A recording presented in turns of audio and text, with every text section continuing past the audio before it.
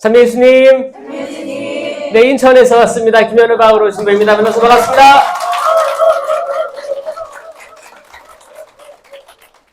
다들 건강히 잘 지내고 계신가요? 네, 표정들도 좋고 아주 좋습니다. 여기 명동 가톨릭 회관 투아올람 기도회 여러분 모두 축복하고 하느님께서 주시는 많은 은총들 빠짐없이 다 받아 누리시기 바랍니다. 아멘. 오늘 처음 온 사람도 있어요? 다들 오래 하신 거죠?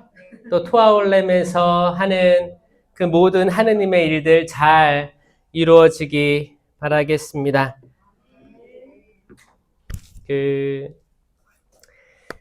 저는 오늘 말씀을 나병 환자의 이야기를 가지고 왔습니다. 예, 나병 있어요? 사실 여기 계신 분들은 없겠지만 성경은 항상 이 두 가지로 해석이 돼야 됩니다. 첫 번째는 플라톤, 두 번째는 아리스토텔레스. 들어보셨어요, 혹시? 이거 어떻게 알아요? 저 어려운 건데, 이거. 이게 철학부터 기반이 되는 건데, 이제 고대 철학이죠. 저희 신학교 들어가도 처음에 신학을 공부하기 전에 이 철학을 먼저 배웁니다. 철학의 흐름을 배워요. 왜냐? 이게 굉장히 중요하거든요. 과거부터 철학의 두대 양대 산맥이 플라톤, 아리스토텔레스였어요. 플라톤은 쉽게 얘기하면 눈에 보이는 게 다가 아닌 그 안에 들어가 있는, 눈에 보이지 않는 건데 중요한 거. 이걸 이데아라고 했어요. 그러니까 뭔가 이렇게 어렴풋하게 뭔가 있는데 지금 내가 실질적으로 만져보진 못해. 근데 있는 상이에요. 만약에 이제 누가 조각가가 의자를 만들라 그래. 그럼 의자를 어떻게 설계를 해야 되지? 그래. 이렇게 떠 있는 뭔가 있잖아요. 이거를 내가 현실화 시키자 해서 이게 이데아예요. 간단히 얘기하면. 두 번째 아리스토텔레스는 이 이데아가 그렇게 플라톤처럼 중요하지 않습니다. 뭐예요?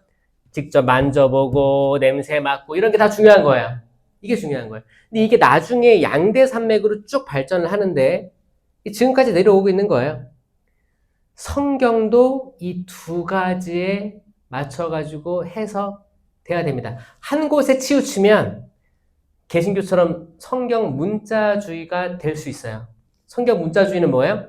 완전히 이데아는 무시하고 약간 아리스토텔레스 실질적으로 드러나 있는 문자 그대로 이해해야 된다.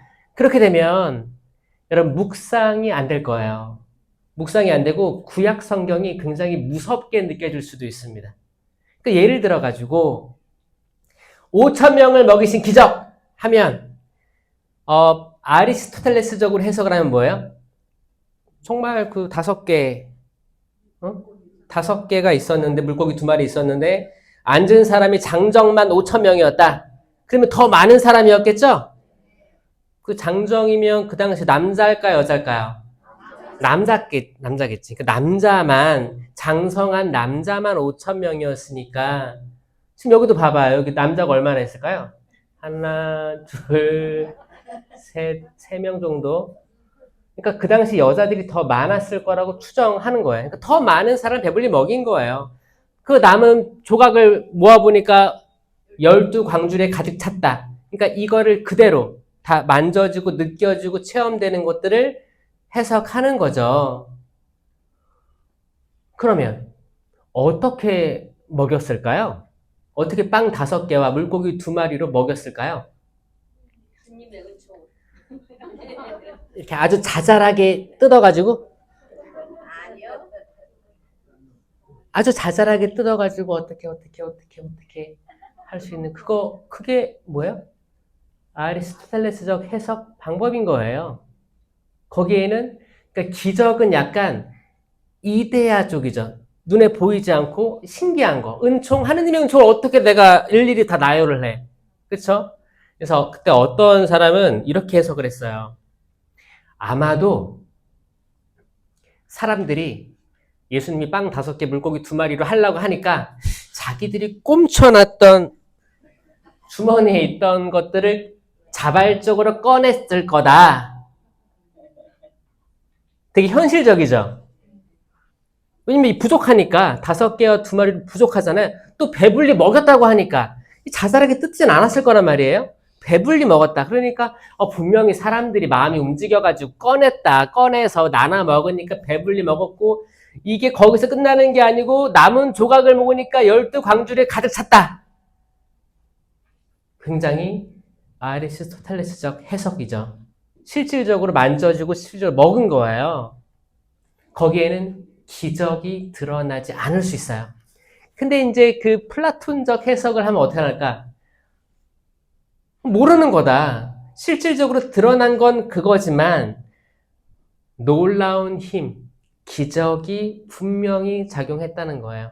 자, 만약에 성경 문자주의로 하면 이게 하느님의 뜻까지 거슬러 올라가기가 조금 이게 한계성이 도달하는 거예요. 그래서 항상 2가지로 해석합니다. 맞아요. 실질적으로 사람들이 자기 마음을 드러낼 수도 있지.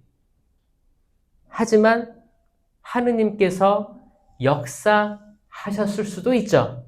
그렇죠? 그래서 이거를 묵상을 잘 하다 보면 관상까지 이르는데 이게 더 포괄적으로 이해되기도 합니다. 자, 나병 환자 이야기, 사실 레위기 13장에 나오는 악성 피부병이에요. 악성 피부병. 그래서 주님께서 모세와 아론에게 이르셨다.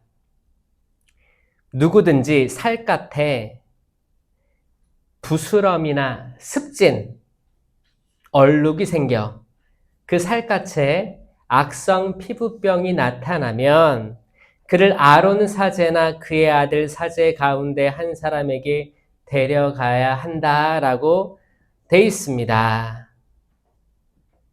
그래가지고 그 당시에는 악성 피부병에 걸리면 나는 부정합니다. 를 외치고 격리돼야만 했었어요. 숨어 살아야만 했었죠. 그 삶이 어땠을까요? 근데 이거를 아리스토텔레스 방법으로 실질적으로 만져주고 보여지는 걸로 해석을 하게 되면 뭐냐면 지금 여러분들은 대상이 없잖아. 여기 악성 피부병 있어요? 나는 습진이 있을 수 있겠네. 근데 이 당시에 얘기했던 그 뭐예요? 피부가 괴사하고 하는 그 나병 환자는 없잖아요. 근데 성경은 항상 이 2가지로 해석된다니까요. 그러면 지금을 살아가는 우리에게 피부가 되게 깨끗하죠, 다들? 다들 만져보세요. 자기 피부 만져보세요. 괜찮아요? 피부병 더 없죠? 근데 여러분이 영적 나병이 없다라고 말할 수 없다는 거예요. 그쵸? 자, 이게 플라톤적입니다. 그게 현상은 그거지만 예수님께서 그 당시에는 이렇게 말씀하셨지만 지금 떠올려 보니 내가 내 피부는 멀쩡하고 이렇게 환절기 때 피부에 좋은 크림 이것저것 양태반 크림이라든지 뭐 달팽이 크림이라든지 보습을 촉촉해 해서 내가 피부가 이런데 무슨 나병이냐. 그런데 우리 마음은, 이 속마음은 모른다는 거죠.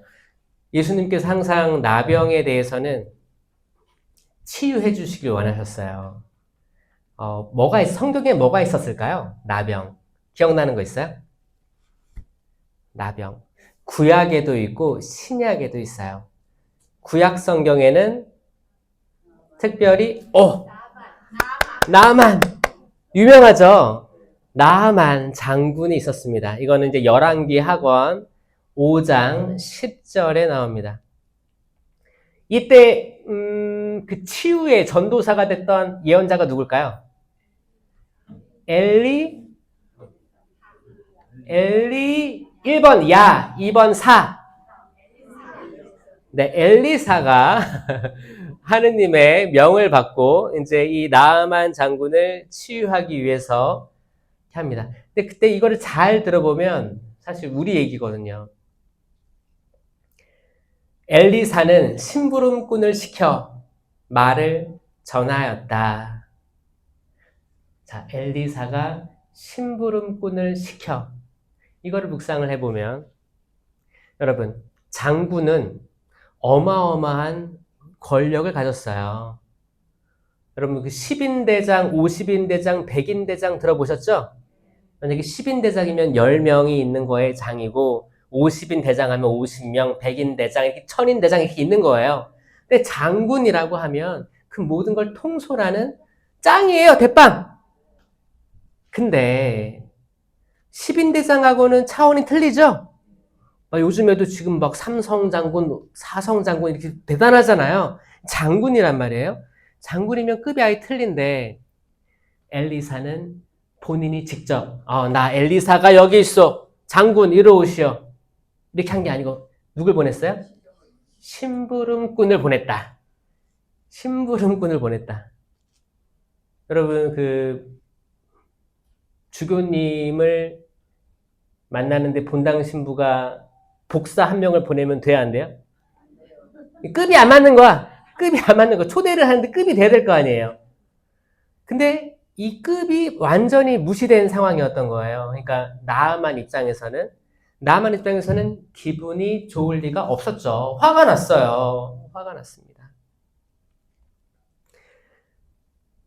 뭐라고 했냐면 요르단 강에 가서 7번 몸을 씻으십시오. 이거 엎친 데 덮친 격으로 정말 되게 대단한 퍼포먼스로 장군 이리 오십시오. 하느님의 명을 받고 내가 왔습니다. 치유되십시오. 막 이렇게 막 한 게 아니고 심부름꾼을 시켜 전달했는데 요르단강 가서 7번 몸을 씻으십시오 하니까 이 장군이 승질이 차오르다가 결국에 어떻게 됐어요? 뻥 터진 거예요. 아니 지금 이렇게 심부름꾼 시켜가지고 말을 전한 것도 승질 나는데 뭐라고 했어요? 7번 씻으라고? 그리고 되게 뭐 어마어마한 되게 멀리 가야 되는 그런 강가나 그런 게 아니, 바다도 아니야. 그냥 근처에 있는 요르단 강에서 7번 씻으래요.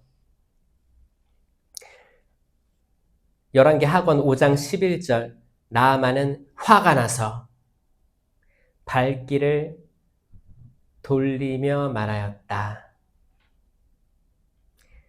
나는 당연히 그가 나에게 와서 그러니까 심부름꾼 없이 직접 와서 주 그의 하느님의 이름을 부르며 주님, 주님 병든 곳 위에 손을 흔들며 그러니까 병든 곳이 어디예요? 나아만은 나병이 있었으니까 여기 손을 흔들며 뭔가 퍼포먼스죠. 막 이러면서 나병을 고쳐주려니 생각하였다. 나아만 생각이지. 그리고 화가 나서 돌아가려고 했었어요. 실망한 거죠. 실망한 거예요. 그때 그의 부하들이 다가와 말하였다. 야, 이 부하들 대단한 거예요. 마치 부하들은 거기 중풍병자가 내려올 때 친구들이 4명의 친구들이 중풍병자가 거기 많은 사람들이 예수님 보려고 모여 있으니까 지붕을 뜯어가지고 내려주잖아요. 이 근처에 있는 사람이 좋아야 돼. 근처에 있는 사람. 여러분 근처에 정말 많은 이들 이렇게 막 친하고 적극적으로 여러분의 시간을 할애하고 왜냐? 어렸을 때 좀 이렇게 상처가 있는 사람들이 그냥 주변에 많으면 좋겠다는 착각이 있을 수 있어요. 근데 여러분 필요한 사람은 많으면 좋을까요? 없는 게 좋을까요? 여러분 많아봤자 여러분 많이 있는데 내 개별적인 영적인 유익이라든지 그런 거 없으면 여러분 한 트럭이 와도 나에게 도움이 안 됩니다. 내 주변에 있는 사람들이 맨날 거기 어디 가고 뭐 수다 떨고 남 욕하고 이런 사람이 100명 수백 명 내 근처에 있어서 카톡에 친구가 1000명이야. 거기 SNS에 친구가 수만 명이야. 여러분 인생에 도움이 안 돼요. 진짜 안 됩니다. 저도 이런 유혹에 빠질 때가 있었어요. 저는 신학교에 있을 때 이제 신학교 가기 전에도 이제 뭐 사물놀이도 하고 고등학교 때 다 대학 가려고 공부하는데 저는 사물놀이 했거든요. 북치고 장구치고 막 했어요. 자유로운 영혼이었어요. 그리고 이제 사람들이 박수 막 쳐주면 이렇게 좀 내가 올라간 것 같고, 그래서 사람에 대한, 주변의 사람에 대한 약간 저도 욕심도 있었고, 그게 좋았던 것 같아요. 근데 이제 신학교로 들어가잖아요. 그러면 사회 친구들 다 떨어져 나가죠? 떨어져 나갑니다. 그리고 만날 시간도 없어요. 그 신학교 들어가서 저희는 인천교구니까 저 강화도에 짱 박혀가지고 거기서 이렇게 있으면 사람이 그리워져요. 사람이 그리워져가지고 어떻게든 이제 신학교 초창기지 1학년, 2학년 이제 군대 가기 전에 그럴 때는 그립다. 옛날이 그립다. 아유, 이집트에서 먹었던 고기 냄비가 그립다. 그때는 배고프지도 않았는데 약간 이스라엘 백성이 광야를 그래서 거기 헤매면서 이집트의 종살이를 그리워했던 것처럼 저도 사람들을 그리워했던 거예요. 그래서 사람들을 그리워하니까 나중에 어떻게 되냐면 여기는 다 신학생들이니까 다 하느님을 모시러 온 사람들이지 신학생들에게 인기가 있고 싶어 하더라고요. 그러면서 다 두루두루 다 친하려고 노력했던 모습들이 보이거든요. 근데 신학교 이제 군대 포함해가지고 이제 9년, 10년이잖아요. 그때 제가 느낀 것들은 이거 일반 사람들도 이럴 것 같은데 나도 보니까 사람에 대한 욕심이 있고 그냥 누구한테도 이렇게 좀 척 안 질라고 노력했던 그런 모습들이 있는 거예요. 근데 여러분 살다 보면 척을 질 일이 있나요, 없나요? 있지 않아요? 하고 이게 되게 저한테 죄책감으로 다가온 거예요. 그러니까 척을 질 일을 만들면 안 된다라는 게 강박이 있어가지고 그냥 모든 사람에게 하다 보니까 제가 영적으로 탈진하게 됐습니다. 영적으로 탈진한다는 건 뭐예요? 너무 에너지를 다 이제 인간관계에 소모를 하다 보니까 실질적으로 나랑 정말 영적인 교감을 이루고 잘 가려고 했던 사람들에게 줄 에너지가 없어지는 거예요. 그럼 이것도 아니고 저것도 아니게 되는 거예요. 여러분 이런 체험 하지 않아요? 그러니까 그 모든 사람을 당연히 사랑해야겠지. 이 사랑이라는 건 뭐예요? 다 퍼주고 여기저기 다 내어주고 이렇게 사랑이 아니에요. 사랑은 관심이 있으면 돼요. 관심.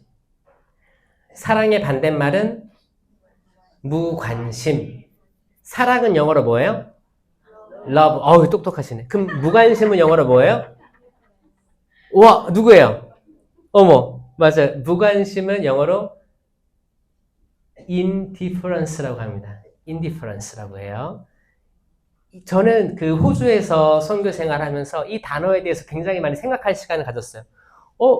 영어는 한국어랑 다르게 이렇게 접미사, 접두사 이렇게 붙여가지고 이렇게 단어를 만들어내요. 그러면 이것도 분명히 indifference는 긴 단어가 뭔가 이렇게 붙은 거잖아요. 이거를 뭘까 생각해 보니까 앞에 in자를 붙이면 뒤에 올 말의 반대입니다. 뒤에 따라올 말의 반대가 되는 게 이제 in이를 붙이는 거예요. 그래서 difference는 뭐예요? 다 아시잖아요. 다름이란 뜻이 다름. 그러니까 indifference는 뭐예요? 다르지 않다. 다르지 않다라는 말이 왜 무관심이 됐는지가 궁금한 거예요. 그래서 이제 뭐 기도 중에 다른 게 뭘까, 같은 게 뭘까 이런 생각하면서 기도 안에서 어떤 생각이 들었냐면 다르지 않다. 다르지 않다. 다르지 않다. 여러분 만약에 여기 있는 모든 분들이 같다면 옆에 쳐다보세요. 옆에 사람. 다르죠? 만약에 같다면 딱 봤는데 내 얼굴이 있어. 거울 같아. 찬양하는데 옆에 사람 보니 다 복제된 인간 같아. 다 복제된 클론. 그 이미지 있죠? 만약에 다 같다면 그러니까 다르지 않고 다 같다면 무섭고 나랑 그 사람이랑 다를 게 없으니까 무시하게 되는 거예요. 무시하게 되는 거예요. 왜 내가 에너지를 쏟을 필요가 있어요? 없어요? 다 로봇 같잖아요. 거기 뭐 스타워즈에 나오는 수백만 거기에 그 군인 같잖아요. 다 똑같이 생겼고. 그러니까 같음으로 해서 외모라든지 생각이라든지 혈액형이라든지 모든 게 같음으로 해서 오히려 무관심해지게 되는 거예요. 근데 우리가 다 다르잖아요. 다르다는 게 축복이라는 겁니다. 아멘? 너무 신기한 게 여러분 공항에서 나갈 때 보면 이렇게 지문 이렇게 인식하는 거 알아요? 여러분 지문이 같은 사람이 있을까 없을까요? 박수. 진짜 신기하지 않아요? 너무 신기해요. 지문이 이 손가락에 보여요? 이게 여기 아무리 그 미술 작가가 다르게 표현한다고 해도 결국에 확률상 만날 것 같은데 하느님께서 창조하신 모든 사람이 지문이 다릅니다. 달라요. 너무 신기하죠? 얼굴 볼까, 얼굴? 자, 여러분 얼굴이 예전에 TV에서 닮은 꼴도 나오긴 했는데 닮은 꼴이라고 해도 완전 같을까요? 다릅니다. 여러분 달라요. 여러분 쌍둥이 태어났어요. 자식이 쌍둥이인 사람 있어요? 있어. 어때? 똑같아요? 달라요? 틀리죠? 성격은요? 틀려요? 먹는 거는요? 다 틀려요? 신기하지 않아요? 이게 일란성 쌍둥이도 달라요. 다른 거예요. 다르니까 축복이다. 다른 게 나쁜 게 아니고 다른 건 축복이더라. 입니다. 여러분. 다르니까 관심 가지게 돼요. 여러분 처음에 여러분 사랑하는 남편 만났을 때 짜증나요? 옛날에 그때가 있었을 거 아니에요. 홀딱 반했을 때가 있을 거 아니에요. 그쵸? 그때 나는 강제로 결혼 당했다 있어요? 뭔가 모르게 뭔가 결정을 했을 거 아니에요. 그래 이 남자라면.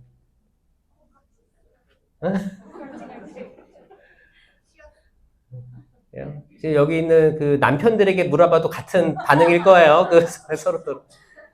그때 뭔가 나랑 성격이 똑같고 나랑 진짜 하는 생활 패턴이 똑같으면 오히려 관심이 덜했을 수도 있는데 어떤 분들이 있냐면 나는 되게 소극적이고 나는 이렇게 앉아서 책 읽는 거 좋아하고 이런 거 좋아하는데 그때 만났는데 그때 남자친구 애인이 될 사람은 막 밖으로 나가고 박력 있고 나랑 다르다 매력 있다 그래서 홀딱 넘어간 사람 있죠? 근데 나중에 이제 갱년기 오면 다 똑같아지죠? 그래서 근데 잘못 만났나 생각하는데 결국에 다르니까 매력을 느끼게 되는 거예요.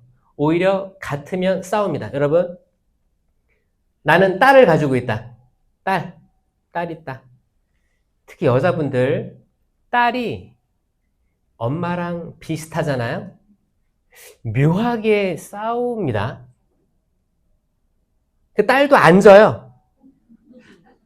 딸이 엄마를 보니까 엄마랑 내 모습이 비슷한 거야. 지기 싫어.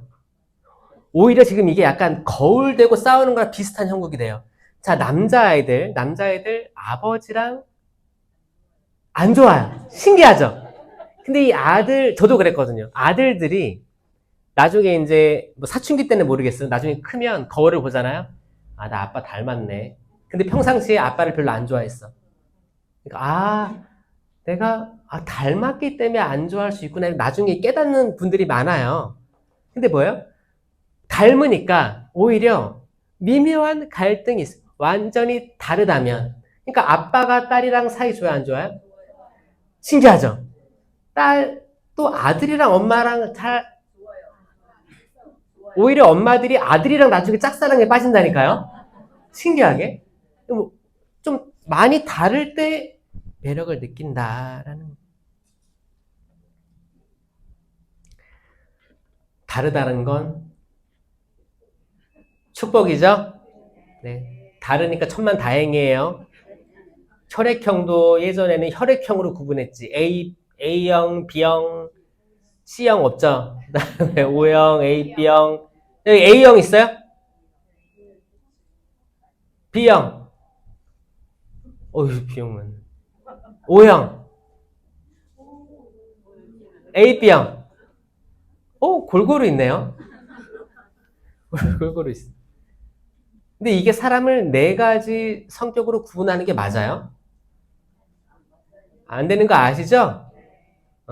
A형도 보면은 A가 있고 AO가 있어요. 그쵸? B형도 BO가 있고 BB가 있잖아요. 그래서 이게 딱 네 가지로 구분되는 게 아니에요. 그 옛날에 거기 검사했잖아. 어떤 인디안 부족, 작은 부족을 관찰해 보니까 거기 사람들은 다 O형이었어요. 다 O형이었어요. 그러니까 다 O형이니까 거기 자녀들은 다 O형이었어요. 다 같은 혈액형들이야. 근데 어떻게 됐어요? 거기서 다 다른 A형 성격도 나오고 B도 나오고 그러던 거야. 그래서 이제 혈액형은 장난으로 하는 거다. 꼭 기억하세요.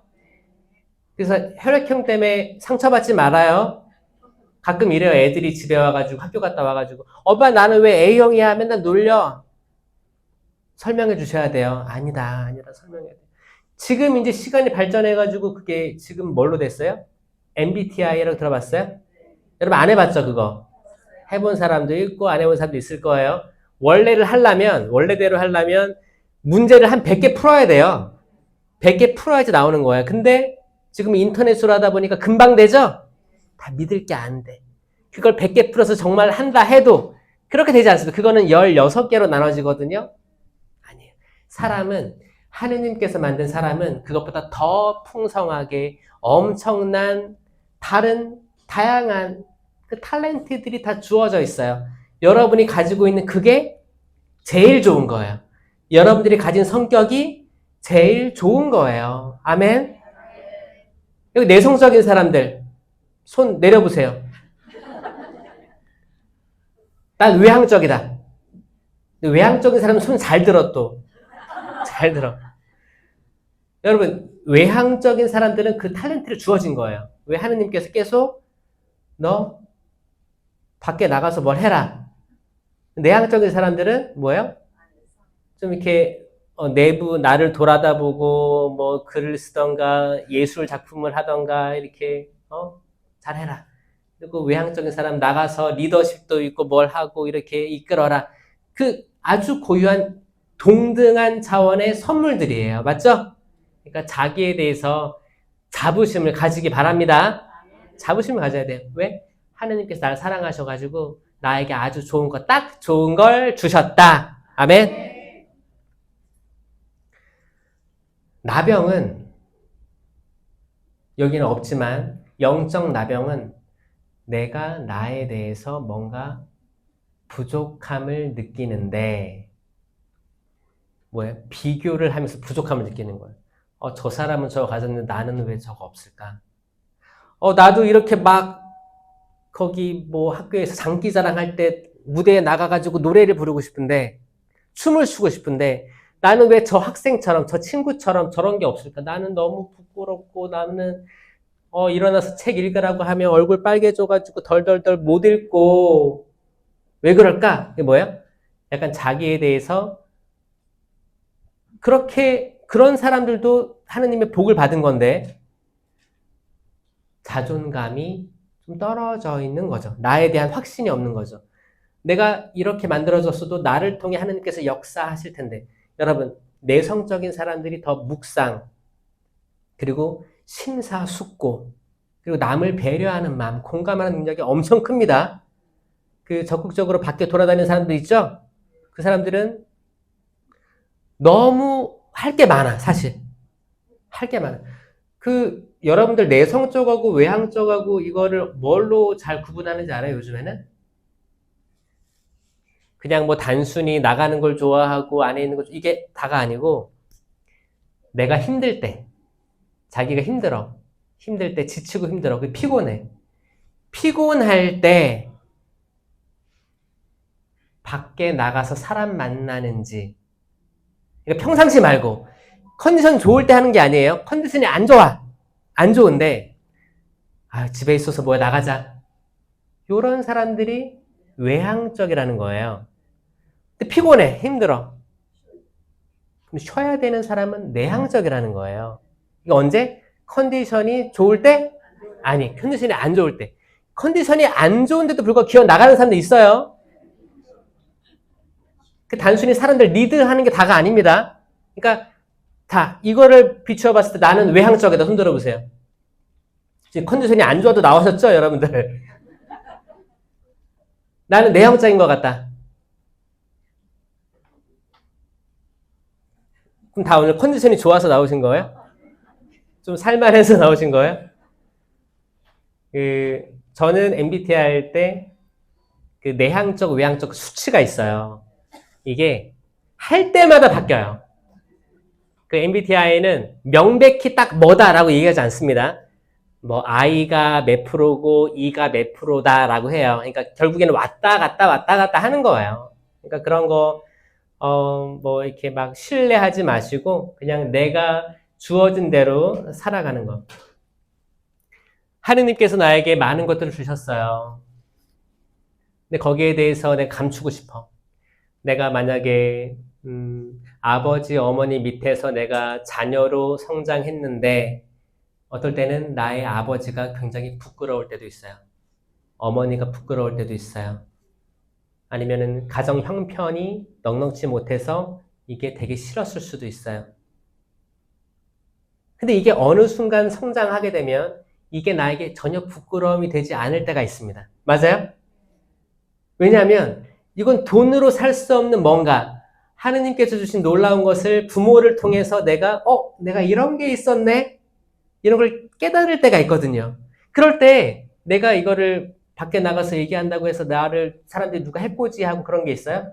아니요. 하든 말든 나는 상관 안 하게 될 때가 있습니다.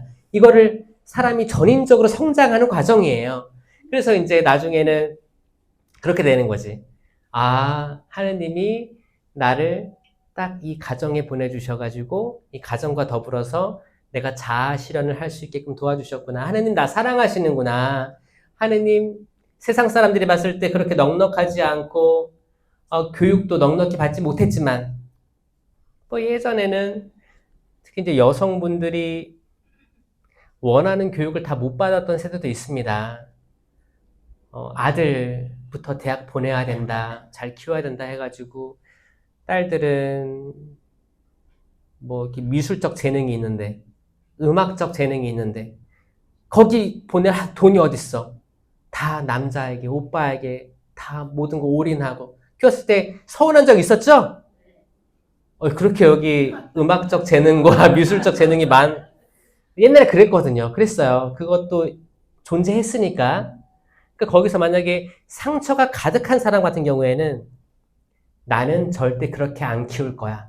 그래서 지금 내 자녀들, 내 손주, 손녀들 원하는 대로 키울 거야. 근데 이게 잘못되면 과거의 상처가 남아있는 상태에서 이거를 계속 지금 내 자녀들에게 한다면 폭력이 될 수 있습니다, 여러분. 이게 뭐예요? 내가 그때 못 받았기 때문에 나는 지금 내가 후회 없기 위해서 애들을 강제하게 되는 거예요. 근데 이런 케이스들이 생각보다 많더라고요. 이거는 뭐예요? 과거에 내가 부모님께로부터 이렇게 받았던 그런 방식이 너무 싫었기 때문에, 그러니까 부모에 대한 화가, 억하심정이 있는 상태가 된 거예요. 근데 이거를 해결하지 않고는 지금 가정도 마찬가지로 이게 안 좋은 영향이 순환하고 있더라. 이거는 내가 부모와의 관계가 아직 해결되지 않은 상태이기 때문에 그렇더라. 여러분, 그걸 받아들여야 되는 거예요. 분명히 이걸 오픈했을 때 부끄러울 수 있죠. 왜 그때 우리 부모님은 이런 차별을 둬가지고 그랬을까? 화가 나는 거야. 나만처럼 화가 나서 이거를 잘 들여다보지 않으려고 할 수도 있다는 거예요. 이 들여다보는 것 자체만으로도 뭐예요? 약간 트라우마처럼 다가오는 거예요. 자, 이게 내적 치유가 필요한 사람들입니다. 믿겨지십니까, 여러분? 진짜예요. 이게 나중에 쌓이면 육체적인 질병으로 드러나고 불안장애부터 불면증부터 다양한 정신적인 질병으로 이게 다 나오는데 왜냐? 악마가 요 포인트를 이용하는 거예요. 악마는 놀라운 존재입니다. 악마는 엄청나요. 왜? 일단 사람이 아니잖아요. 영적인 존재잖아요. 천사였던 그들이에요. 그러니까 천사가 대단하죠? 천사가 대단한데 천사가 악마가 됐으니까 이 천사의 능력이 있는 거예요. 그 영적인 능력들이 있는 상태에서 하느님을 거스는 존재이기 때문에 이 악령은 사람에게 개입하는데 아주 지혜로워가지고 보니까 요 집안의 상처는 요건데 야, 요거 건드리면 화나겠는데 이거를 정확히 알고 정확히 공략을 합니다. 그래서 계속 이렇게 하는 거예요. 야, 그때 너네 엄마가 옛날에 너 그렇게 차별했지? 그런 폭력을 행했었지? 야, 절대 용서하면 안 돼. 그리고 너 잘 살면 돼. 너 자녀들 너가 잘 키우면 되잖아. 정확히 부모님이 했던 거랑 반대로 하면 돼.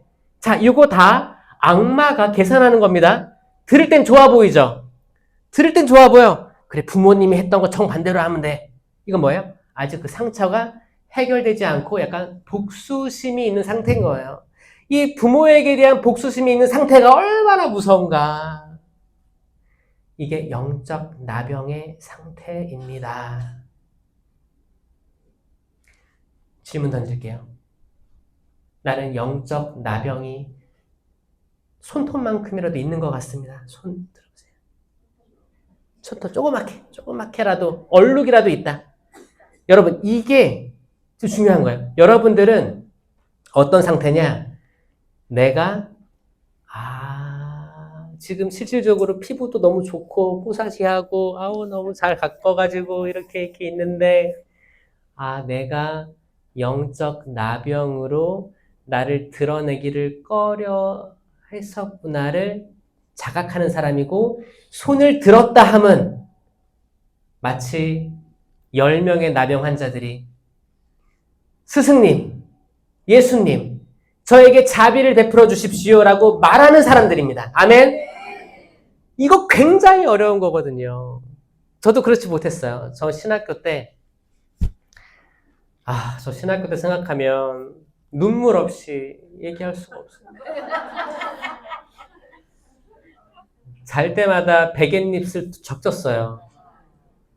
여기서 내가 왜 있어야 되고, 다 천사들이 모여서 공부하고, 신부 되는 줄 알았는데, 딱 보니까 다 악마처럼 보이고, 기도도 안 하는 것 같고, 근데 그때 그거는 마귀가 제 눈을 이렇게 감춘 거였어요. 오히려 그렇게 식별하려고 했던 제가 악에 가득 쌓인 거였죠. 그렇죠? 그러니까 계속 비교하게 되고 비교하면서 이 신학생들은 기도 안 한다. 이 신학생들은 뭐 한다 평가하게 된 그때 제 모습이 있었고, 또 그때 제 모습을 보면 제가 저의 어렸을 때의 상처, 또 부모님을 대했던 저의 어리석음, 그런 것들이 어떤 분노와 또 악의 속삭임으로 인해서 싫어했던 그 마음들, 이게 해결이 안 되니까, 가족에서부터 해결이 안 되는데 어떻게 남을 사랑하고 피 한 방울 안 섞인 사람들을 사랑하고 이해하겠습니까? 이거는 자칫하면 굉장히 큰 오류에 빠지는 거예요. 지금 많은 사람들이 굉장히 마음이 좋죠? 마음이 좋아가지고 기부도 하고 남도 많이 도와줍니다. 근데 이분들이 가끔 자기의 생각에 자기가 걸려 넘어져서 약간 일어나지 못할 때가 있어요. 계속 퍼줘가지고. 다 퍼주는데, 그리고 좋은 일도 많이 해. 기부도 진짜 많이 해. 다양한 곳에 10,000원씩 막 해서 한 달에 100,000원씩 막 나가. 너무 다양하게 수도회부터 해서 건축 막 해서. 근데 이 사람이 내가 이렇게 좋은 일을 많이 한다고 생각하는데 이게 가족과의 관계가 해결되지 않은 상태에서 막 퍼주잖아요? 그럼 나중에는 내가 뭐하러 사는 거지? 나는 이렇게 좋은 일 많이 한다고 하는데 나는 정작 왜 내 부모, 내 자녀에게 이렇게 삐딱하게 대하는 거지? 왜 나도 알지 못하는 분노가 이 단전부터 해가지고 막 솟아 올라가지고 막 쏟아 부어내지? 뭐지? 그러면서 이거를 또 무마시키기 위해서 더 많이 봉사하고 기부하고 희생하는 거예요. 건강해 보이지 않죠? 건강해 보이지 않아요. 이게 영적 나병의 상태입니다. 믿겨지세요? 그러면 우리나라에서 멀리 볼 것도 없어. 우리나라 천주교 신자 중에 이 영적 나병이 많을까요? 적을까요? 전 많다고 추정합니다. 많다고. 이게 영적 나병인 상태가 사제 안에서도 있을까 없을까요? 있다고 추정합니다. 수녀님들은 더 많아요? 이게 어느 단체, 어느 사람이든 육체를 가진 사람이면 모든 사람이 동등한 비율로 저는 있을 거라고 추정해요. 신학생이었던 저도 나병의 상태였던 거예요. 저는 그래서 신부 된 다음에, 신부 돼서도 나병이었어요. 신부 돼서도 1년차, 그때까지는 해결이 안 됐던 것 같아요. 이게 좀 이렇게 제가 인식을 하고 이걸 계속 탈피하려고 했던 때는, 그때는 제가 호주에 멀리 선교를 가서 거기서 저를 돌아볼 시간이 충분했을 때, 그리고 인생이 생각보다 세상적인 시선에서 세상이 생각보다 별거 없다는 걸 알았을 때, 사람 죽고 사는 거 빼면 별거 없구나라는 걸 깨달았을 때, 이걸 깨달았을 때 조금 그게 보였어요. 아, 가족이구나. 왜? 10계명에도 네 번째 계명이 뭐예요? 부모에게 효도하여라 라는 계명이 있잖아요. 그리고 성령 칠은에도 지혜, 지식, 이해, 의견, 굳셈, 효경, 경외에서 효경이 하느님께 대한 효를 다하는 건데, 사실 피부치, 부모에 대한 효를 안 했을 경우에 이게 말도 안 되는 이중인격이 되는 거예요. 아니, 눈에 보이는 부모님께 효를 다하지 않는데 어떻게 보이지 않는 하느님께 효를 다하겠습니까? 거짓말장이 되는 거예요. 이게 간극이 넓어질수록 나는 행복하지 않게 되는 겁니다. 맞아요? 이거거든요. 그래서 이게 계속 부모에 대한 게 나오는데, 계명에는 뭐 자녀를 업신여기지 마라, 이런 계명은 없습니다. 이게 바오로 사도의 서간에는 나오지만 뭐 자녀를 업신여기지 마십시오 이런 건 있지만, 하느님의 계명 10계명에는 부모에게 초점이 맞춰져 있어요. 계명이에요. 이게 대죄거든. 대죄. 그러니까 여러분들이 봐야 될 건 누구예요? 자녀가 아니고 부모가 되는 거예요. 알아요. 자녀에게 다 퍼졌죠? 다 퍼졌을 거예요. 그게 이제 내리사랑이니까 부모의 마음인데, 문제는 자녀들이 부모를 공경합니까? 별로. 삼가 위로의 말씀을 제가. 근데 이 자녀들이 정말 하느님께 돌아와가지고 이 10계명을 알고 성령 칠인을 알았다면 얼마나 좋았을까, 그쵸? 근데 그들이 다 컸는데 나에게 효도해! 라고 할 수 있어요, 없어요? 그렇죠, 없기 때문에. 그 말하는 것도 웃기잖아요. 알아서 해야지. 아들아, 핸드폰을 땅에 떨어뜨렸는데 금이 갔네. 뜬금없이 전화해가지고 잘못 눌렀다. 그럼 자녀들이 알아서 전화를 해야지. 무슨 일 있어요, 어머니? 아버지? 뭐 필요한 거 없으세요? 이게 알아서 해야 돼. 구체적으로, 아들아, 나 지금 뭐가 필요한데, 뭐가 이번에 그 결혼식에 초대받았는데, 아유, 잘못 걸었다. 아유, 뭐 필요한가 보다. 이걸 알아들어야 될 거 아니에요, 그쵸? 근데 구체적으로 얘기하기 전까지 잘 못 알아듣죠? 그게 이제 부모 자식 관계인 것 같아요. 근데 언젠가 이들이 깨달아가지고 효도하길 다 바랄 거예요. 맞죠? 그러려면 여러분부터 여러분 부모를 생각하셔야 됩니다. 시부님, 저는 다 돌아가셨습니다. 아주 좋은 기회예요, 여러분. 돌아가셨으면 어떻게 해야 돼요? 연미사, 맞습니다. 예. 연미사를 봉헌하는 걸 자녀들이 알도록 해주십시오. 그리고 얘기해 주세요. 어느 순간 뭐 대화할 기회가 있을 거 아니에요? 명절이라든지 그럴 때 꼭 여러분들의 어린 시절 부모 그때는 뭐 그걸 많이 해주세요. 아빠가 어렸을 때는 엄마가 어렸을 때는 부모님들이 잘 못 배웠기 때문에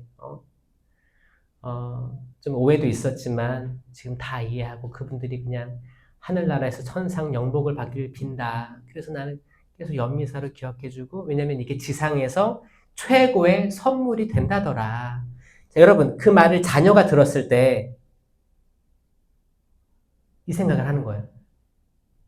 아, 부모님이 할아버지 할머니 기억하고 있구나. 그냥 부모님이 할아버지 할머니에 대해서 화가 나고 억하심정이 있고 다시는 안 볼 사람처럼 뭐 재산 분배를 뭐 잘못해줘가지고 뭐 이렇게 계속 으르렁대는 거를 자녀들이 보면 자녀들도 똑같이 부정적으로 대할 수밖에 없습니다. 그게 아니고 여러분 그럴 수 있어요. 부모님으로부터 유산 상속에 대해서 공평하게 받으신 분 있어요? 그때 아마 지금도 그럴 수도 있어요. 대부분 처자들에게 많이 줬죠? 그래서 기분이 어때요? 자, 이런 부분도 이거 털어내지 않으면 이게 나병이에요. 나병이에요. 내가 꺼낼 수 없는 뭔가가 이렇게 암덩어리처럼 여기 딱 있는 거야. 그러면서 당신도 왠지 그래도 내가 나중에 세상 떠나면 아들에게 다 주고 가야겠다. 이런 생각이 있으면서도 과거에 부모님이 오빠들에게 준 거에 승질이 나는 거야. 여러분, 여기 이 파트를 정리하지 않는 한 여러분들이 저는 이렇게 온전한 행복에 이를 수 없다는 걸 얘기하는 거예요. 이게 영적 나병이다. 실질적으로 피부병을 앓고 소록도에 있는 그 나병 환자를 얘기하는 게 아닙니다. 이건 모든 사람에게 적용되는 거예요.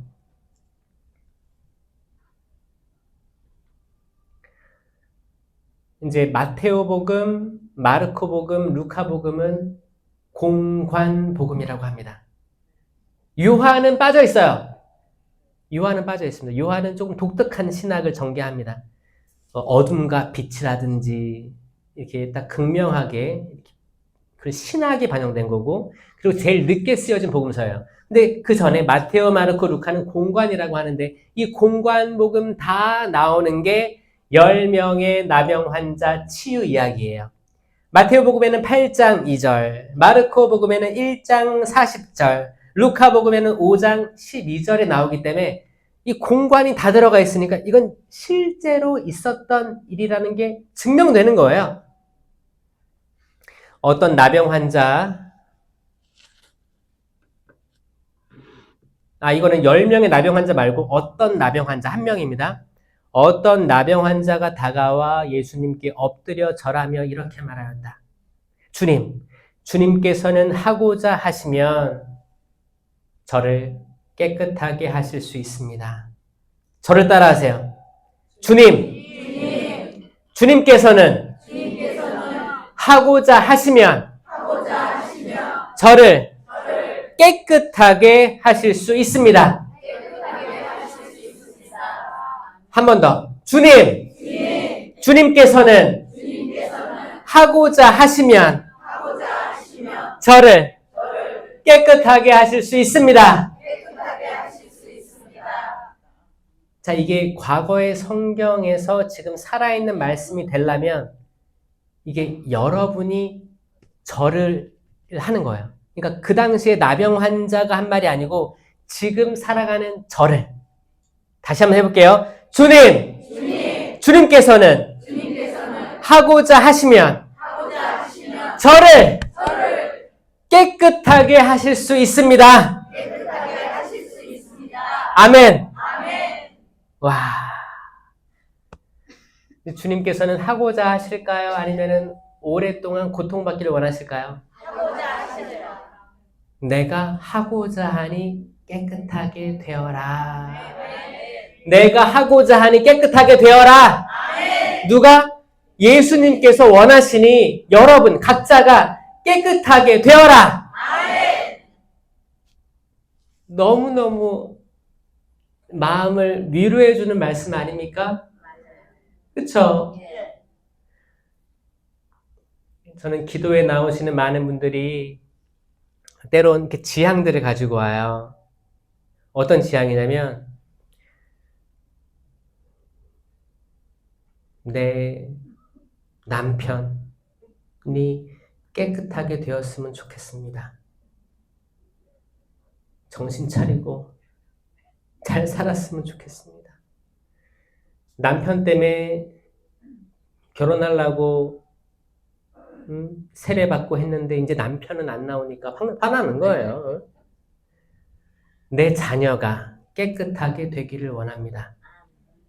내 자녀가 세례 견진 다 받은 냉담합니다. 내 자녀들이 깨끗하게 되길 바랍니다. 그 지향 있죠? 근데 그 지향이 그래요. 그 마음 알겠어요. 하지만 더 중요한 게 뭐냐? 여러분이에요. 여러분이에요.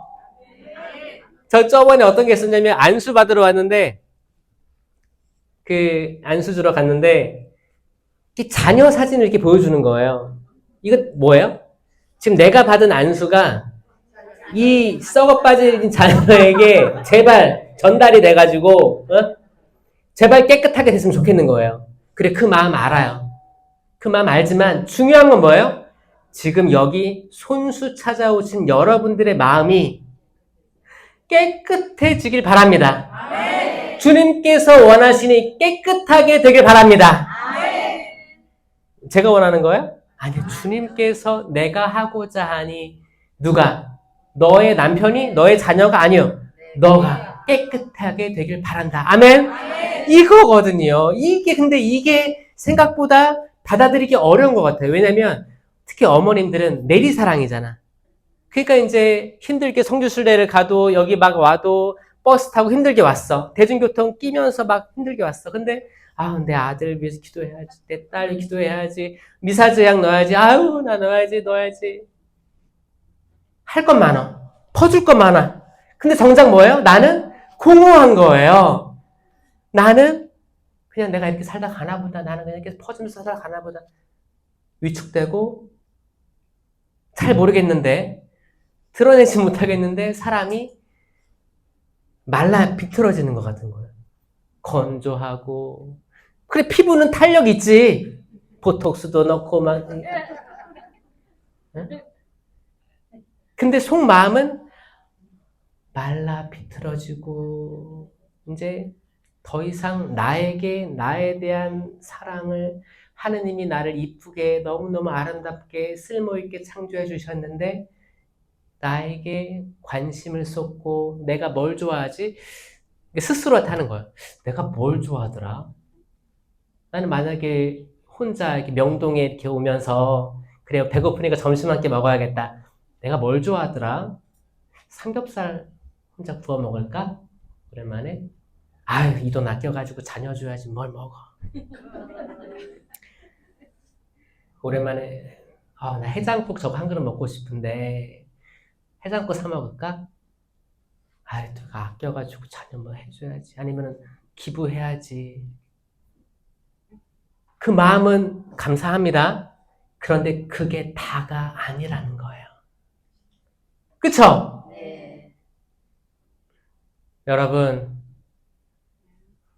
주님께서 하고자 하시니 여러분에게, 여러분 남편, 여러분 아내, 자녀들이 아니고 일단 여러분들이 은총 많이 받고 깨끗해지고 건강하게 바랍니다.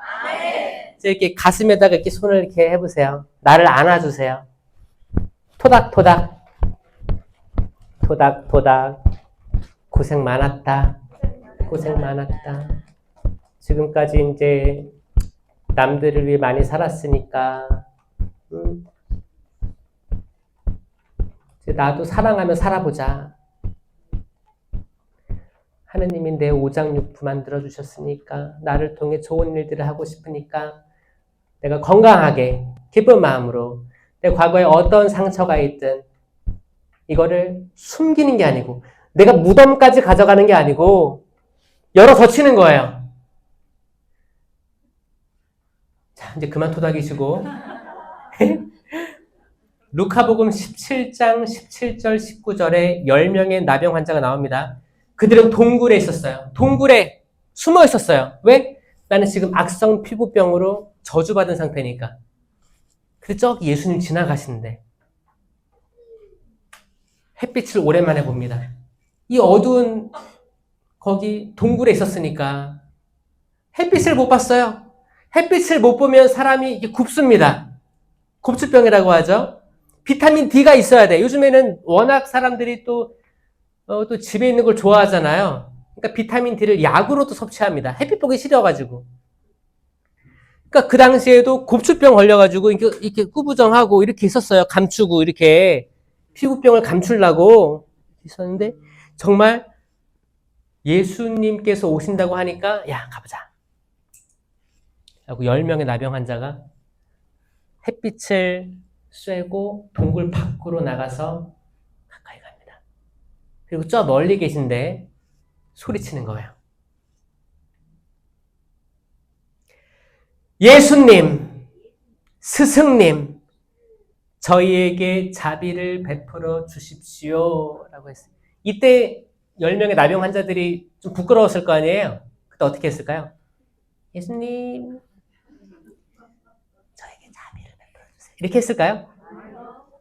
이 상황을 잘 이해하셔야 돼요. 여기는 엄청난 많은 사람들이 있었어요. 제가 이번에 그 희년에 갔다 왔거든요. 바티칸에. 이주민의 희년이라고 해서 거기 한국 사람들이 조금이었어요.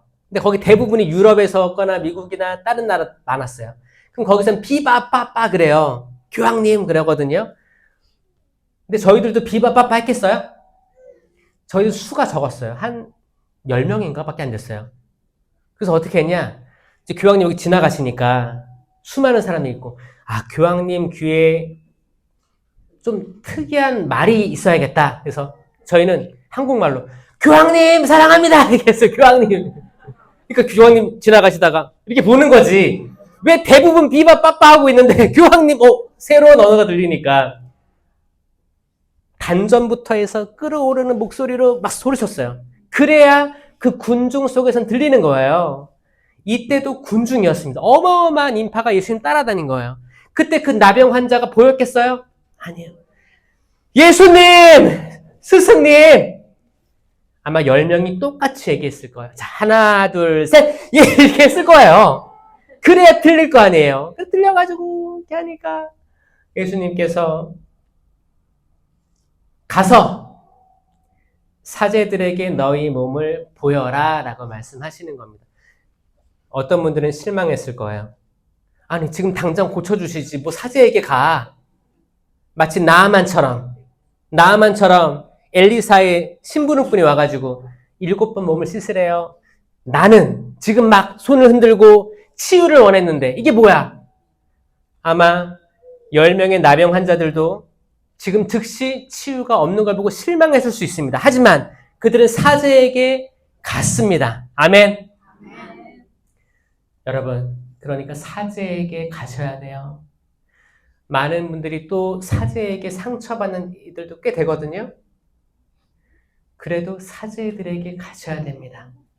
사제를 존중하는 마음이 있을 때 여러분이 치유될 거예요. 진짜예요.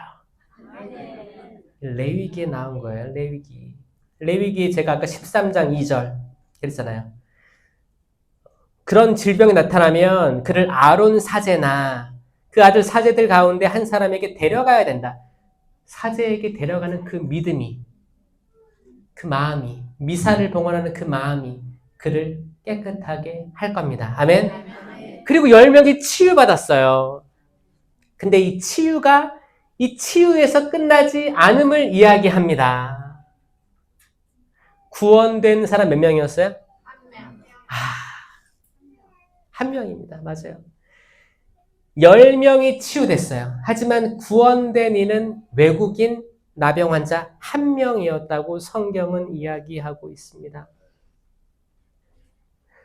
구원하고 치유하고 다릅니다. 그래서 혹시나 여기 치유를 간절히 바라는 분들이 있을 거예요. 그리고 치유가 임하기도 합니다. 하느님께서 원하시면 치유가 일어나기도 해요. 치유받으신 분들 구원까지 이르지 못한 거를 꼭 인지하셔야 돼요. 어쩔 때 구원되는 거예요? 교회를 존중하고 하느님 말씀을 소중하게 여기는 뭐예요? 사제에게 와서 감사를 드렸던, 사제가 그리스도의 대리자임을 알고 교회에 와서 미사에 나와서 영성체를 모시고 고해성사를 하고 교회에서 가르치는 모든 믿을교리 존중하고, 그래 내가 잘 모르는구나, 책도 보고 성경도 읽고 교회로 돌아와서 감사드려야지. 나 치유받았다. 와 대박. 그러면 나 나가가지고 나 좀 멋대로 살아야겠다. 이런 사람이 사실 많다는 겁니다. 자, 여러분들 모두 치유받으시길 원하고 모두가 교회에 남아서 예수 그리스도께 찬미와 영광을 봉헌하길 바랍니다. 그때 비로소 구원에 이르는 거예요. 아멘. 여러분 자녀들도 치유가 되길 바라고, 치유가 된 상태에서 끝나서 세상으로 나아가는 게 아니라 다시 교회에 나와서 부모에게도 효도하고 구원도 받길 바랍니다. 그렇게 바라는 사람 있으면 박수 한번 치세요. 그렇게 되기를 바랍니다. 예수 그리스도께서 원하시니 치유 되기를 원합니다. 구원 되기를 바랍니다. 아멘. 영광이 성부와 성자와 성령께, 성부와 성자와 성령의 이름으로 아멘. 들어주셔서 감사합니다.